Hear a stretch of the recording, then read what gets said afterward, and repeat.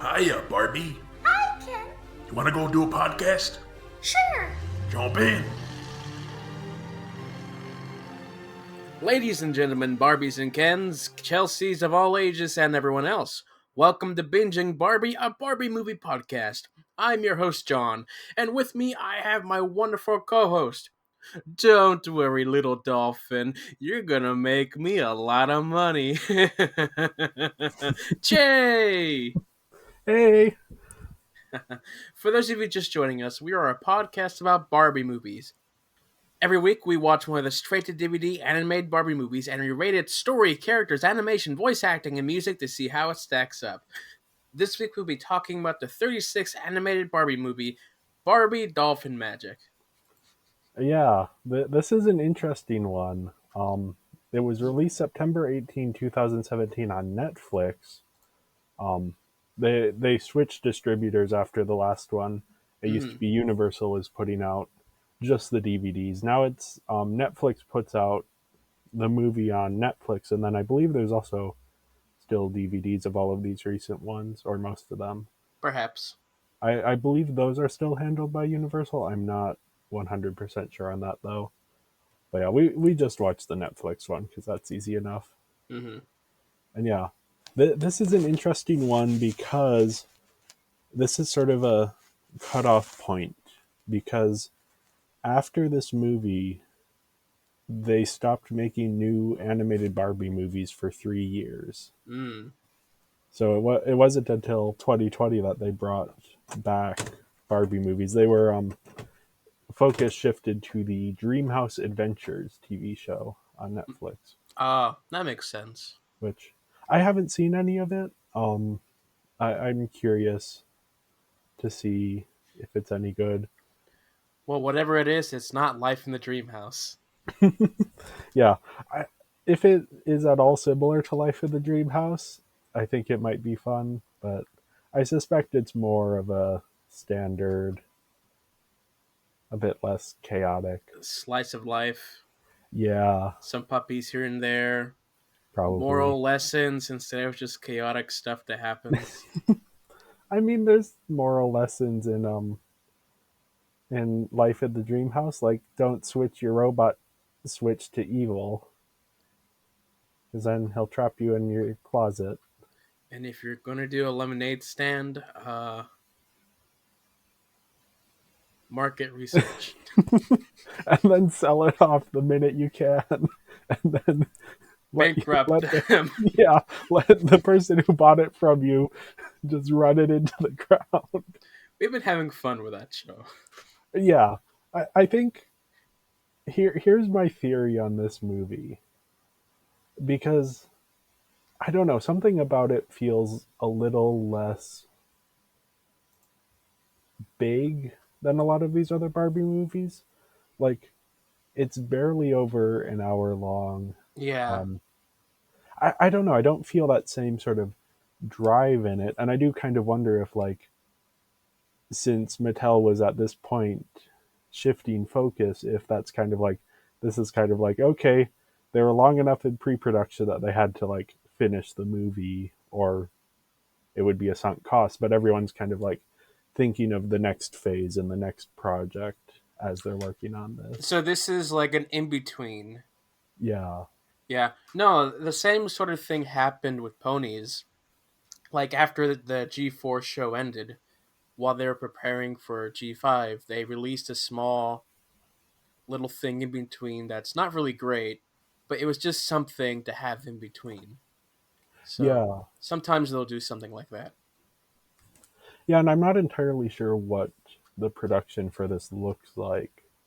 We'll have to get into it a little bit, because the character models look a bit like the Arc Productions character models, which, Yeah. as we know, Rainmaker, which is the studio that made most of the Barbie movies, took over production on Puppy Chase after Arc Productions went bankrupt.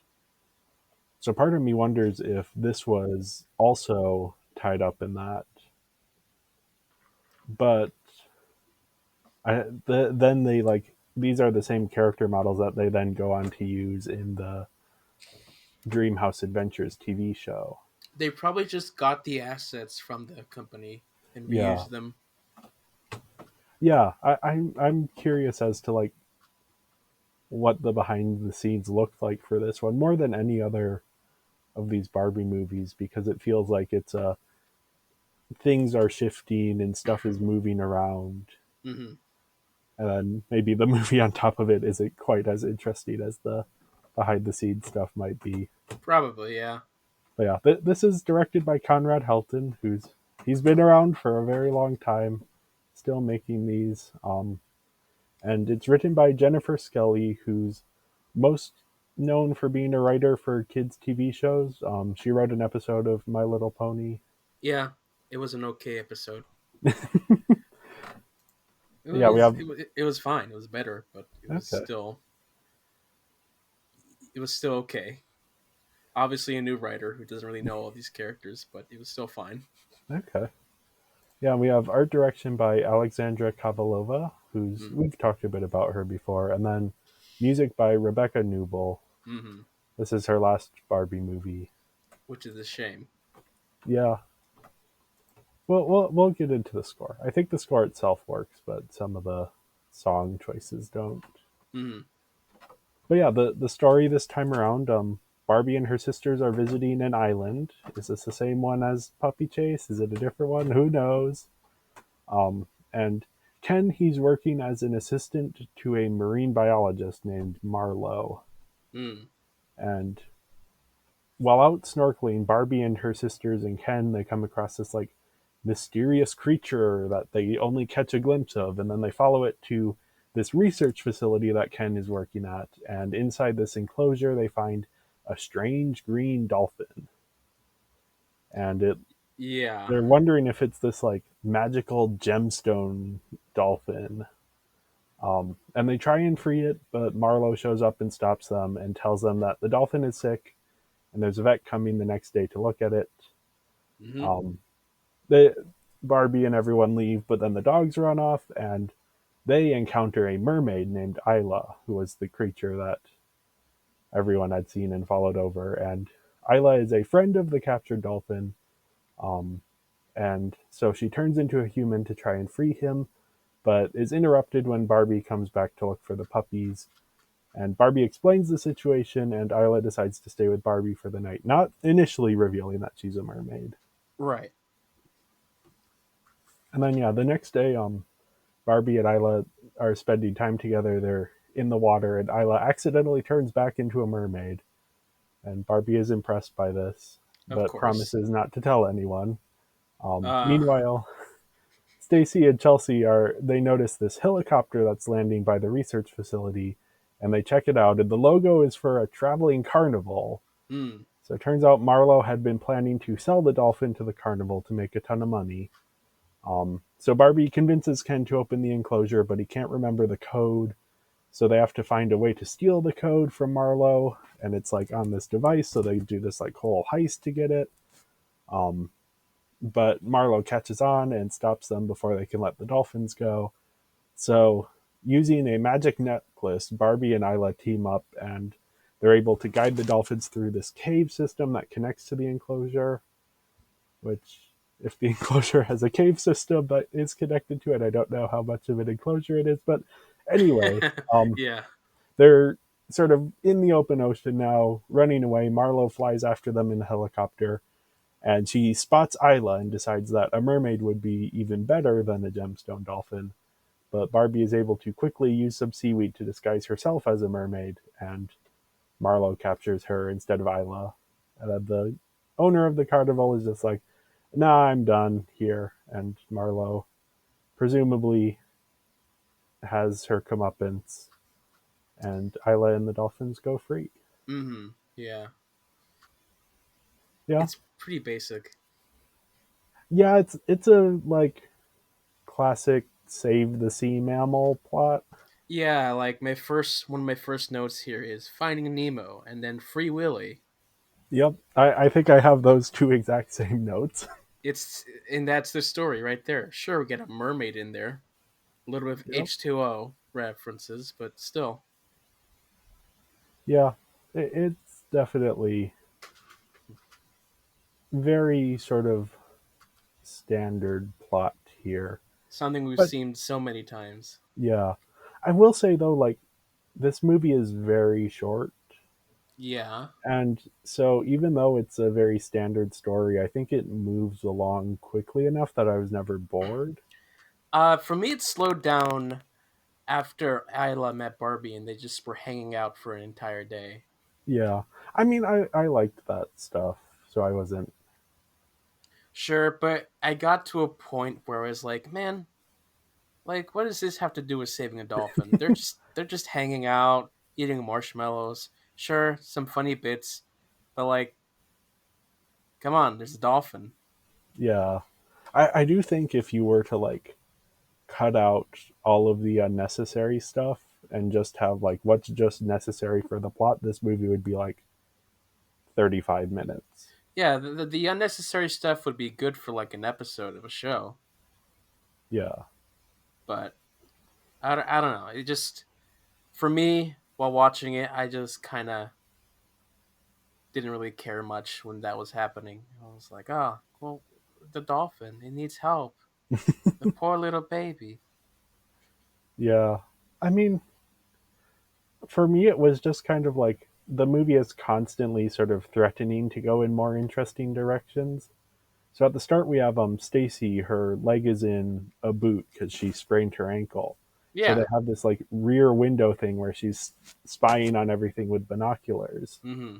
So that would have been fun to do like a rear window, but with like a dolphin and a mermaid instead of a killer and a lady who got killed. But nothing really much happens from that. No, yeah. She gets her boot off and that's like nothing comes of it. Yeah. So that's like one plot they could have followed that they did it. But then there's also like Ken's allegiances here because they don't want Ken to like once he finds out Marlowe is bad, they don't want to be like have any sort of ambiguity of whose side he's on. But if you had a bit of ambiguity there, you could play around with things a little bit. Mm-hmm. Yeah. Of like maybe he's torn between Marlowe and Barbie. And he's like, well, Marlowe's usually a nice person. She probably has the. But no, it's just like unambiguously as soon as he finds out Or it's like, Marlowe's. man, my girlfriend is interfering with my job. Like, what do I do? Help my girlfriend or save my job? Important note: Barbie refers to Ken as her best friend. They are not dating in this movie. Oh, okay. Yeah, we'll get into that a bit later when we talk about characters. But Sure. No, I read your note. and then even just this like the mini heist to get the device away from Marlowe. Like, imagine if that had been the whole third act of the movie was like a heist, rather than just like that being 2 minutes of it. Right.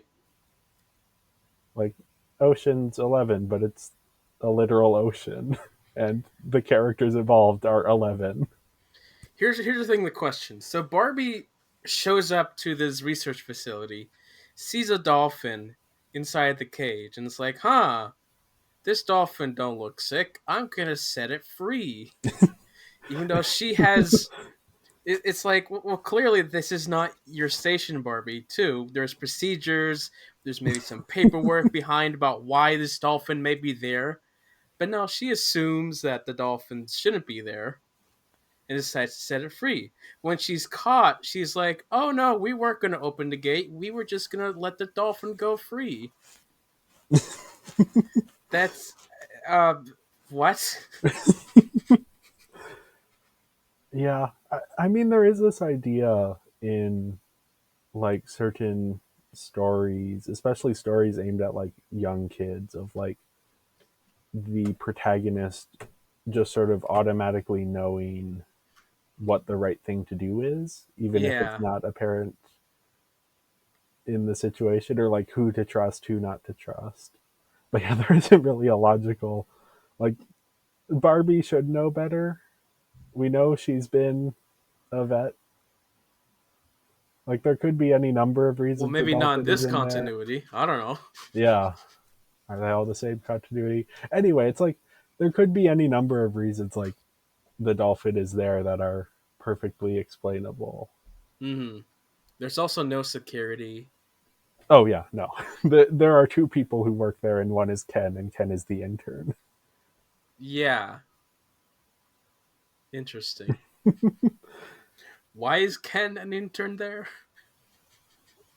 I don't know, because they needed a reason for him to be there for the plot to work out.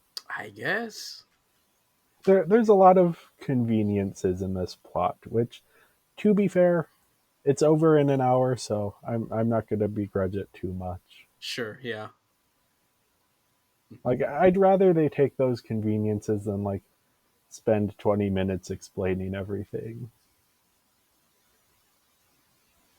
But it is still like it does raise questions. Mm-hmm. And there isn't much to talk about besides those questions for this movie. Like the story is there. It's I don't know. there.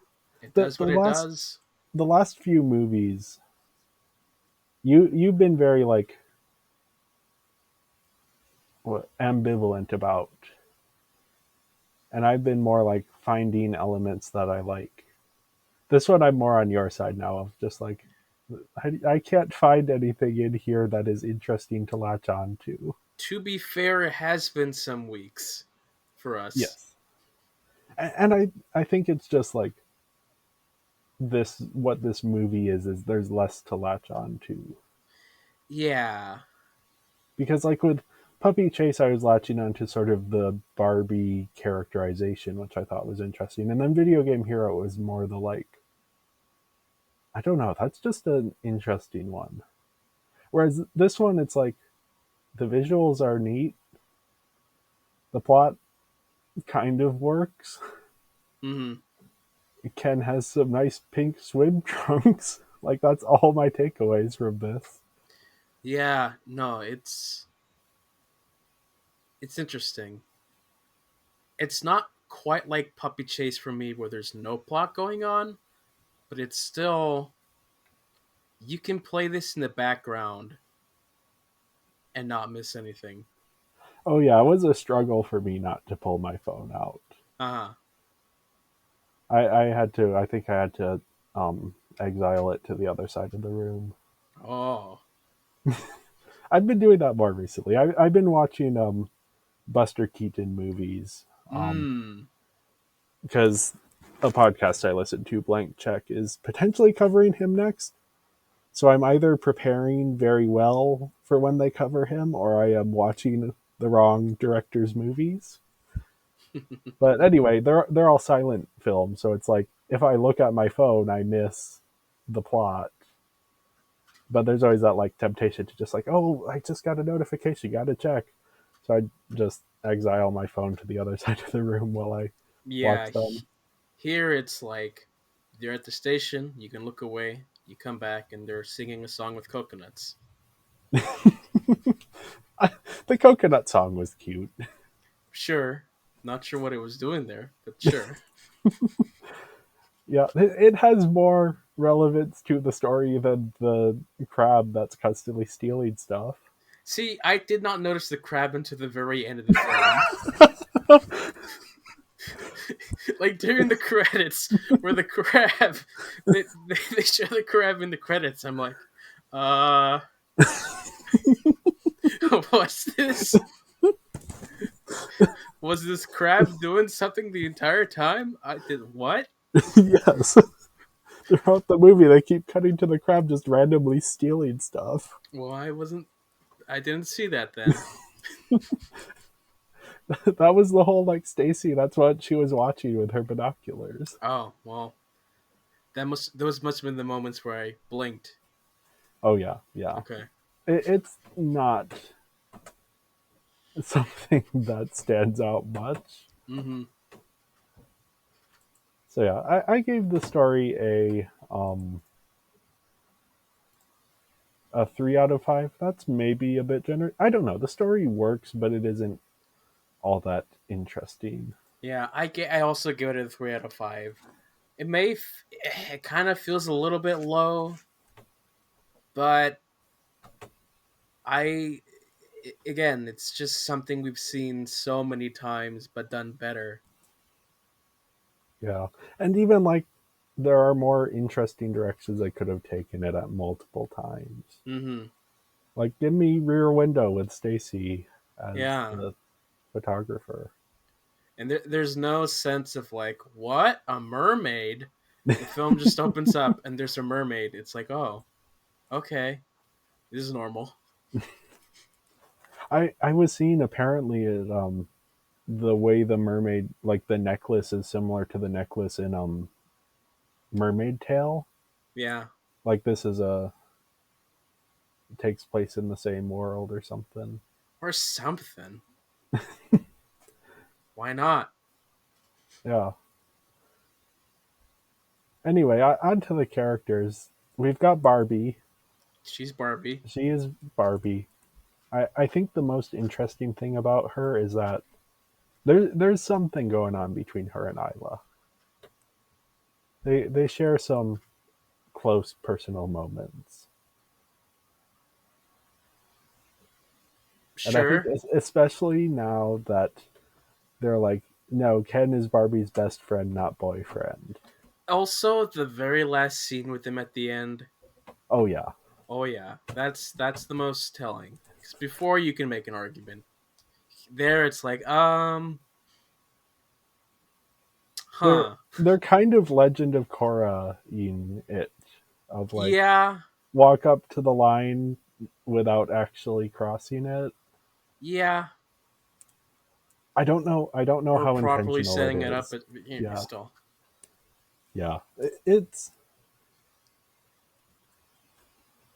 It would be an interesting thing for one of these movies to actually like dive into having like a gay Barbie character, but but it's breaking the Barbie mythos. Oh my gosh, all those parents would be so mad.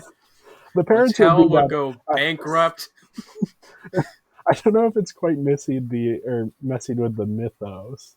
You could do it with Ken. There was a Ken doll that they released that was accidentally gay because they had him with like a single earring and it was in the like because yeah there was an interesting story Yeah. behind that. Speaking of gay, we have Isla. Oh yeah, yeah. She's sort of the fish out of water stock character. But yeah, I think what is interesting about her is her relationship with Barbie. And that's what's interesting about Barbie as well. Because there is this like distrust or like the tug and pull between trust and distrust, Mm-hmm. which is more something that they say than rather than like display as characters. Yeah. Because like Isla is like, I don't trust anyone, and then at no point in the movie does she not trust the people around her. Mm-hmm. So Barbie's really untrustworthy. She's like, "Oh, I won't tell anyone." Immediately tells her sisters. It's like, "Oh no, it's my sisters. We tell it. to, to We be tell them fair, everything." Isla specifically said don't tell Marlo. But still, Still, Barbie it is should not. yeah, Like even still, even if you tell your sisters everything, a secret's still a secret. yeah. The mermaid thing she does keep hush hush about, which I think is. Sure, yeah. But yeah, you could have easily spun that off into like a plot line. Yeah, I thought it was weird whenever we got to the point where Isla's like, I can't trust any of you, and I'm gonna run away because my dolphin. No. And then they solved that. Apparently, I didn't notice. Yeah, she comes back. It's yeah, it's like I appreciate that this movie is an hour long, but there are so many more interesting ways it could have played out. Or just don't play that out at all. Yeah, yeah. I don't know.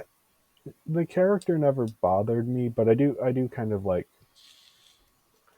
and her chemistry with Barbie is very good in the way they interact with each other, even without sort of reading romance into it. It's still a very like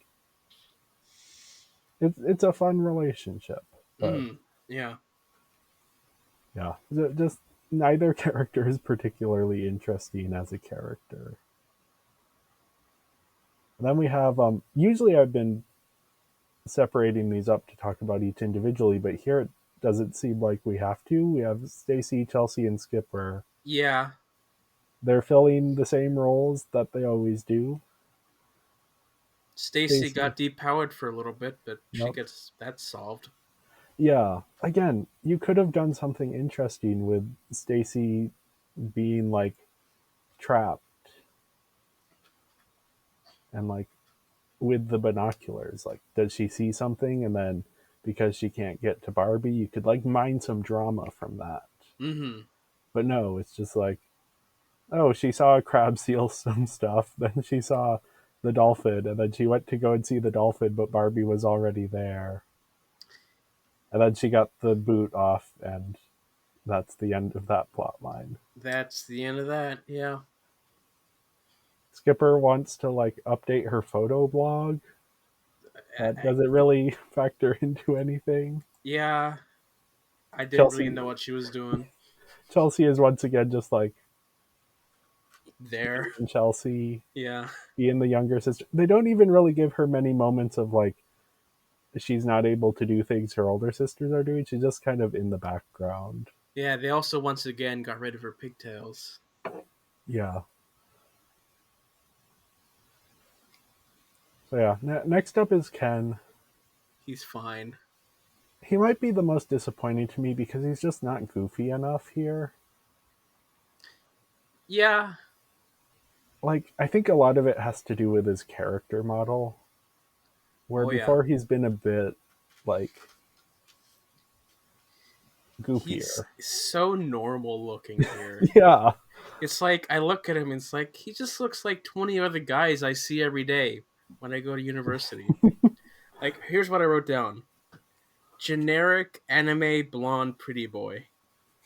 Yeah, exactly. He has no interesting features that make him stand out. Mm-hmm. Like he has pink swim trunks and that's it. Yeah. He's just kind of like there. And Mm-hmm. like I I I want to go back. Actually, I don't ever want to go back and watch this, but if I did, I would pay attention because he is played by Adrian Petru, who's played Ken in Fashion Fairy Tale and Fairy Secret, which Really? are my favorite Kens. And those are the Kens that I think strike that perfect like goofy but lovable, like exactly what I want to see from Ken. Hmm. Whereas here it's like, yeah, he just feels very like normal. It's Or probably a scripting yeah. issue. Yeah, I think partially scripting. I think part of it is honestly just the character design. Yeah, Because no, when you think about like how he acts during the heist, where he's like haphazardly trying to distract Marlowe and not quite pulling it off, mm-hmm. like that's a classic Ken thing. But it doesn't he doesn't read as goofy because of the character model. Yeah, no, I looked at him and thought, he doesn't really look like a Ken. Actually, he maybe looks too much like a Ken. Uh, Like he looks like a Ken doll. Like more like a Ken doll than like a Fairy Secret Ken. maybe. Yeah. Anyway, my headcanon is that he is also gay in this one since he and Barbie aren't dating anymore. Sure. We also got Why Marlowe. not? Marlo? Oh, she's definitely gay. But she is also just kind of like a standard villain. Mm-hmm. Like here's where I get into my like the thing about Ken's allegiances. You could have built something around what if Marlowe's motivation isn't entirely selfish? I want money. what if it's like, I want to take this dolphin to research in the lab. This dolphin is a special species, has to be recorded, For science. dissected, and all that scientific Maybe stuff. maybe you don't say dissected because it's a Barbie movie, but like have something where like she isn't so unambiguously evil, and then you can play Ken's inner turmoil of like where his allegiance is. Like you can play that more if Marlowe isn't selfishly motivated. Yeah, because we've had so many evil characters for the sake of being evil in these Yeah. films. What if Marlowe's just like relatively stand up and like morally, Good. And the yeah, conflict is more so the ethical nature of taking a dolphin out of the ocean. yeah. And then you can even have the redemption arc for Marlowe. Yeah, sure.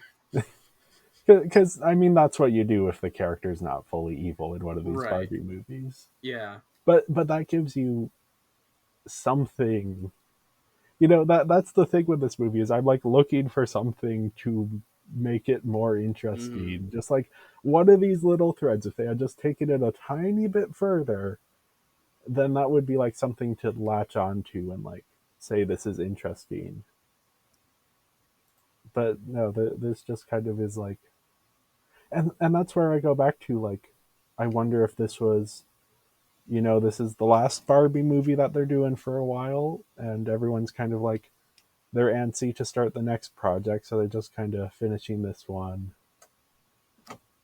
Maybe don't have enough drafts of the script. They just kind of say, okay, we'll go with what we have. Characters Maybe haven't the quite been fleshed out. maybe the script included more puppy talk, but they cut that out. We can talk about the puppies because they are technically characters. I was so happy that they didn't talk. Honestly, they had no reason to be there. Oh yeah, no. But I would prefer they be here and have no reason to be here and not talk than to have a subplot and talk. I don't really care if they talk or not, but they're just there. They are, yeah. Yeah, this is one like it's also the title is not Barbie and her sisters either, and that feels accurate to like where the focus is. I guess. But it's weird when you watch all these films in order and the puppies aren't talking. Yeah. No, it took me a while to be like, wait a second, I was bracing for when the puppies were gonna start talking, and then they never did. To be fair, none of the Airbud movies had Airbud speaking until the Airbuddies came in, the puppies. Okay. So this is the reverse. Except Yes. the puppies have now grown up enough that they can no longer speak. As God intended.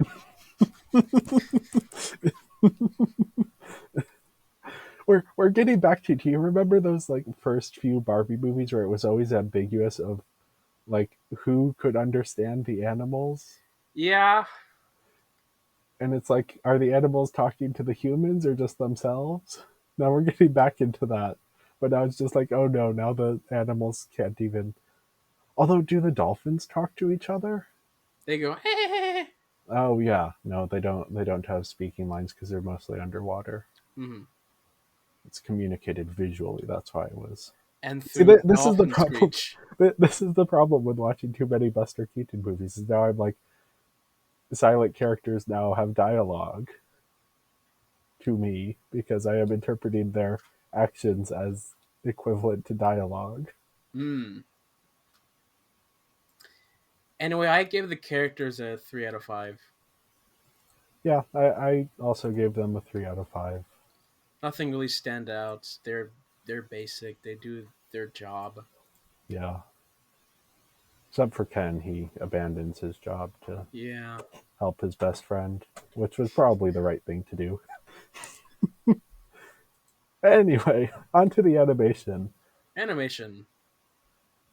This this is the thing that confuses me, is that this looks more like an Arc Productions movie than a Rainmaker movie. Hmm. But I think you're right that there may be reusing the Arc Productions assets, Yeah. because those would be the most recent.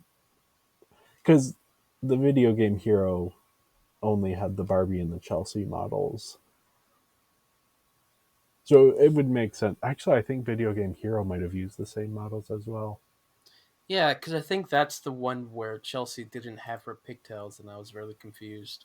Okay, so yeah, maybe they just switched over at a certain point, and Well, are those ready. assets have to go somewhere. Yeah, yeah. Which, yeah, I mean, that was something I was noticing, is that a lot of these more recent movies are credited to Marvel, not Marvel, Mattel Productions or Creations or something. Mm, So I think that's who owns it, and then they're like, "Hey, Rainmaker, here's our digital models that the other studio made. Could you make a movie with these?" sure, why not? Yeah, I think the quality of it is very good. Yeah, it's fine. I think where it really looks good is the underwater scenes, Oh yeah, because yeah, that's where the lighting comes in. yeah, Anywhere else, it just looks fine, yeah. The underwater stuff, they really should have had more underwater stuff. or just more lighting in Or general. yeah, reminded me, of course, of Avatar: The Way of Water, because that's been on my mind. And all of these Barbie movies take place underwater, so that's always the connection I'm making. But yeah, the underwater scenes are beautiful. They look Did great. Did you notice the cameos from the moray eel from Very quickly, Pearl yes. Princess was in it? There were a few others that I don't think I noted down. That was the main one I saw. Yeah, Yeah, one of the fish from Mermaid Tale 2, I think, was in it as well. maybe. And the song they were using is from a different movie. Yeah, we'll get to that. But yeah, I think everything is very good. Hmm. Um, these are, we've gotten to the point where it's like these movies look good, like as a baseline. We're no longer seeing the like, because Princess and the Pauper we love, it does not look good. Like for the time it came out, it's fine, but Sure. it watching it today, it's like, oh yeah, that you can see the like clipping and the technical limitations. Whereas now we've gotten to the point where they're that's less obvious, Yeah. and Now they've what stylized enough separates good from okay is lighting. lighting, and also I'm going to say creativity of the framing of shots and the angles and the editing and the character models, Sure. which I felt was missing a bit here.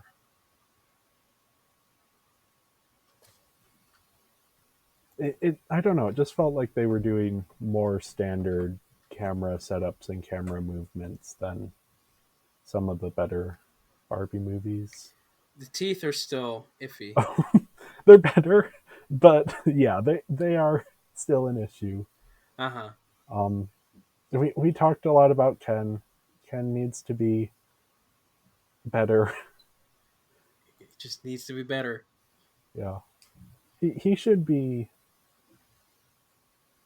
I don't know. I wish this movie were more interesting in a lot of ways, and I wish his character were more interesting as well, Mm-hmm. both in design and in purpose in the story. Right. But yeah, with all of that in mind, I gave the animation a 4 out of 5. It's not as high as I've given some of these that I've looked this good, but Yeah. Mine is still on the 3.8 train. If the entire film had the same lighting as the underwater scenes, it'd be a 4 and higher, maybe. okay, yeah. You you need to spend like another year on lighting. I mean, they have 3 years now before the next one, so we'll have to see what it looks like when they come back. We'll have to see. I'm wondering if there is a difference or if it just looks, because it feels like they've gotten to the point where they've stylized it enough where they're like you can add more detail to it, but you're not going to be changing things incredibly. Yeah. So I don't know. I'm curious to see that. But yeah. Next up, we have the voice acting. This is Erica Lindbeck's final performance as Barbie. She does actually come back later in a different role, though. You know, my thoughts on her are still the same. Good performance. I still don't fully see her as a Barbie, though. Yeah, we've had this discussion. I think she's a good Barbie, but Every film of hers, yeah. no, this is also on the Barbie movie wiki.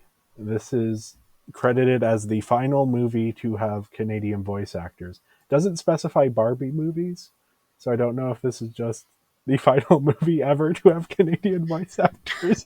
I'm assuming it means Barbie movies because I think most of the people who have worked on these Barbie movies have been in other movies since. I just thought it was a weird way to put it. Yeah, I get it, though. This is the last movie ever to have Canadian voice actors. After this, they were like, okay, no more. They went extinct.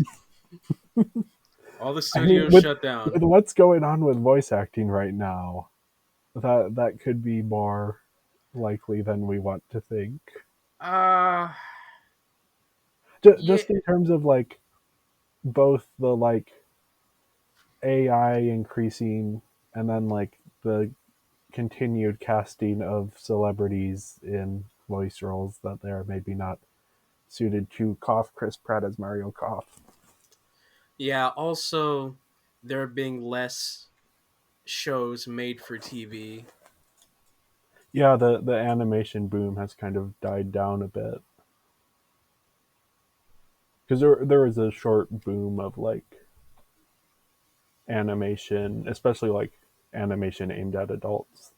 That like now studios are starting to cancel their shows. Yeah, shows are ending. There's been more animated films recently, Yeah, but but a lot of those are again going to like celebrities instead of yeah, professional voice actors.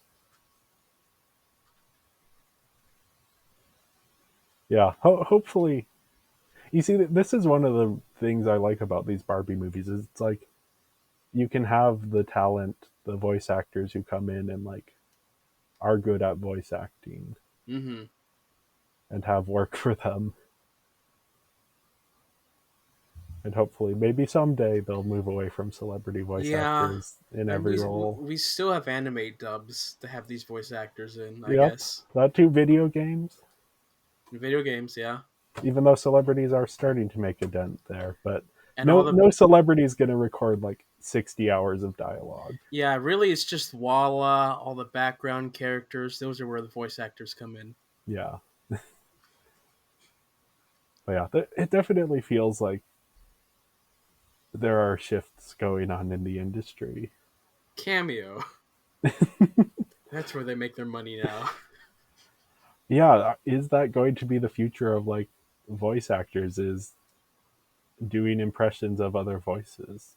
Oh, that'd be a shame It would be a shame. because they're so against that.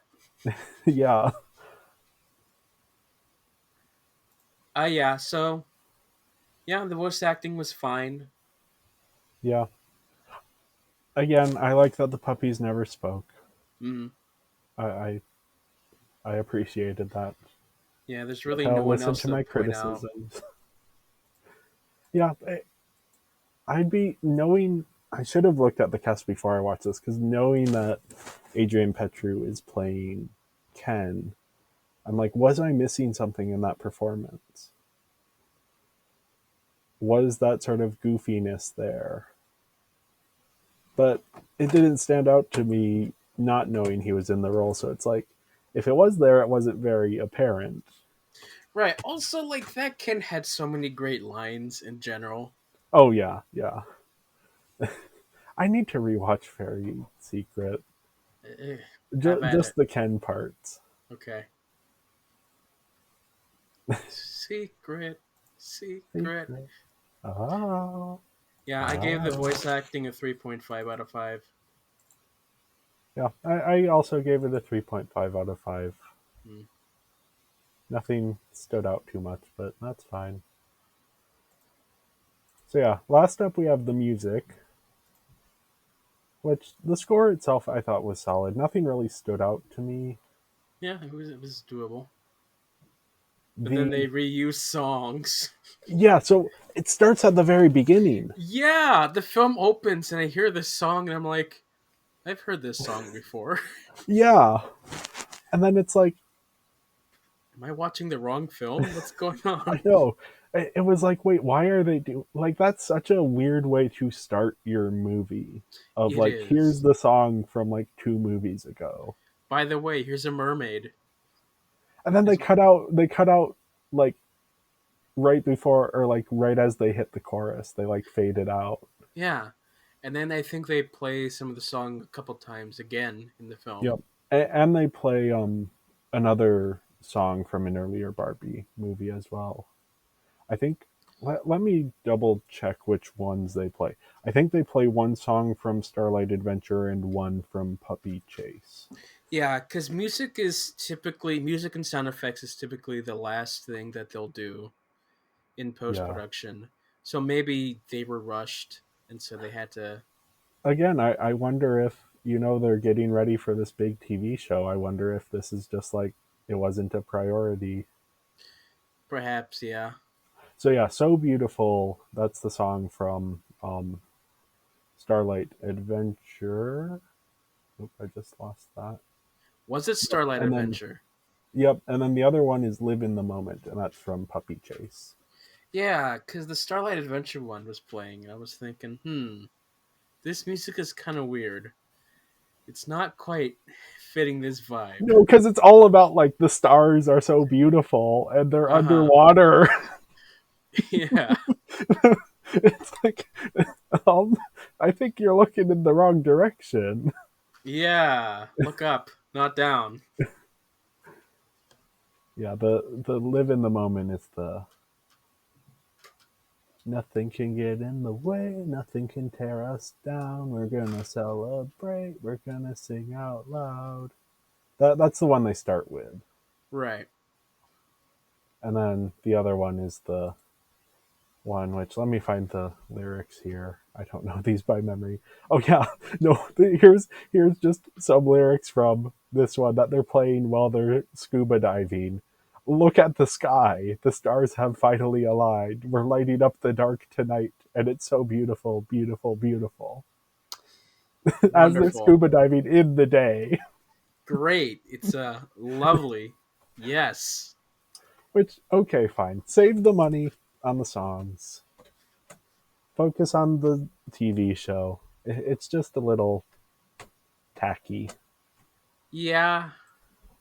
Quite. I think the one original song that they have is kind of cute, where they're using the coconuts. And Sure. Ken is drumming on the table and it sounds like a drum, Yeah. not a table. I don't know if I'd use that for this film, but sure. Yeah.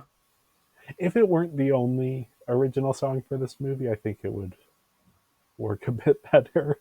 But Probably. it Yeah. is all about, like, I guess it's all about sisters, and the sisters are, like, kind of the focus, but not really. Hmm. Yeah. I don't know. All of the original songs also kind of have that, like, generic